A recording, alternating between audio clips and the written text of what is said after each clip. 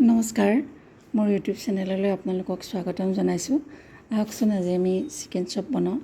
Chicken চপ বনাবলৈ মোক প্ৰয়োজন হোৱা উপকৰণ কেইবিধ হ'ল: আলু, অলপ মুৰ্গী মাংসৰ কিমা, পিঁয়াজ, হালধি গুড়ি, মিঠাতেল, জলকীয়া গুড়ি, জালুক গুড়ি, নিমখ, কণী আৰু ব্ৰেড ক্ৰাম্ব। প্ৰথমে মই আলু বইল কৰি ভাঙি তাত নিমখ আৰু জালুক গুড়ি মিহলাই সানি লৈছোঁ।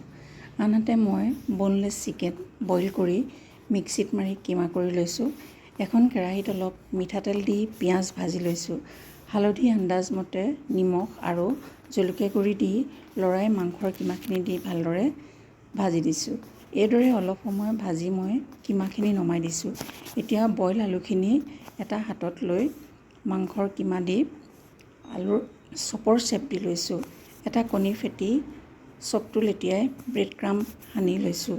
এটা কেৰাহীত তেল গৰম হ'বলৈ দি চপটো ৰঙচুৱাকৈ ভাজি দিছোঁ। মই মছলা ব্যৱহাৰ কৰা নাই।